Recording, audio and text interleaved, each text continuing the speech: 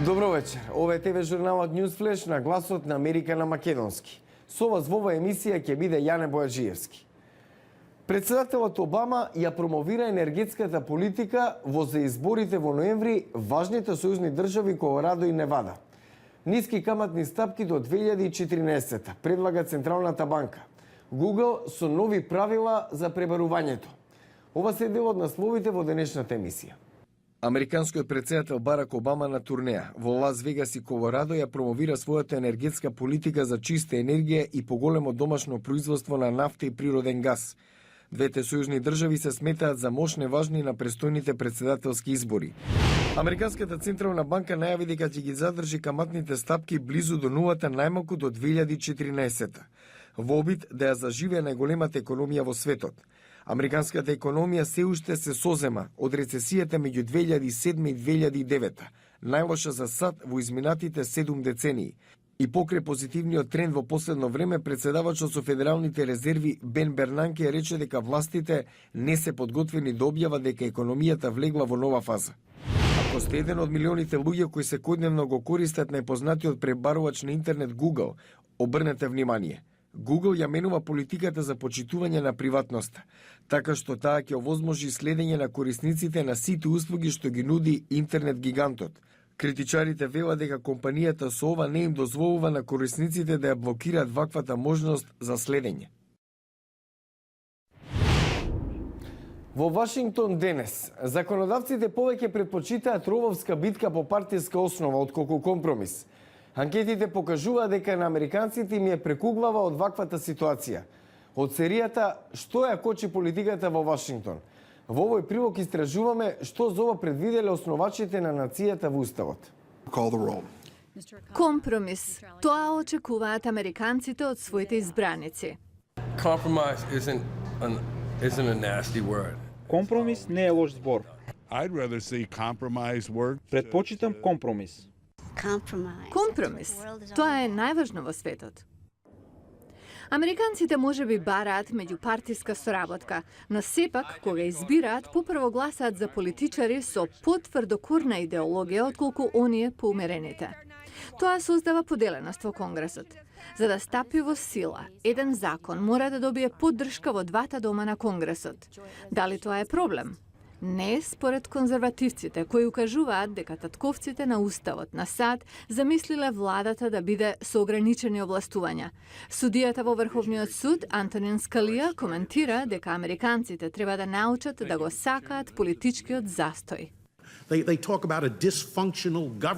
Се говори за нефункционална влада, затоа што нема согласност. Авторите на Уставот би рекле, да, токму така и замисливме, една политичка сила да се спротистави на друга. Други негодуваат дека има разлика меѓу ограничена влада и парализирана, неефикасна. Ова е историчарот Алан Лихтман. Well, there are great dangers when the people view their government as incapable of meeting the challenges of the time. Постои голема опасност кога луѓето сметаат дека владата не е способна. Прво губат доверба во неа и најдобрите луѓе не сакаат да влезат во неа. Второ доаѓа до застој и не можете да ги решите најсериозните проблеми. Американската влада функционира на принципот на балансираност меѓу трите гранки на власта. Тоа значи дека е потребен консензус и компромис за да се усвојуваат законите. Тоа го бараат американците, но дали политичарите слушаат? Можеби, вели Френк Њупорт од Галуп.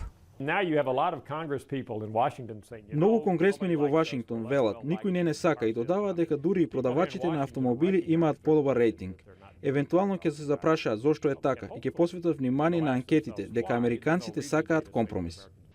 Па сепак, компромисот останува мощен тежок предизвик, особено во една изборна година, како оваа. Особено гласно и неверојатно близу е најновата драма на режисерот Стивен Далдри. Сценариото на Ерик Рот е базирано на романот на Джонатан Сафран Фоер. Приказната со корени во нападите врз САД го следи Оскар, 11-годишно момче, кој го загубило таткото во уривањето на светскиот трговски центар. Thomas, you listen to me and you come home. I'm gonna be fine. I'm gonna try to call you again in a few minutes. Please just stay talking to me. Оскар Шел не може да разбере зошто човекот кого најмногу го сака загина утрото на 11 септември. Интелектуално надарено дете, Оскар воедно има Аспергеров синдром и се плаши од надворешниот свет. Наоѓал заштита во татко му, Томас Шел, кој минувал безброј часови, помагајќи му да се ослободи од стравовите. Strawberry Fields, Belvedere Castle. What's he looking for? When he finds it, let him tell you. Кога Томас Шел умира, Оскар не може да ја поднесе загубата. Том Хенкс го игра таткото. To prolong the contact that he had with his father, who is now no longer living. За да го продолжи контактот што го имал со татко му, кој не е повеќе меѓу живите, оди во креденец што не бил допрен 1 година и чудно во вазна наоѓа клуч.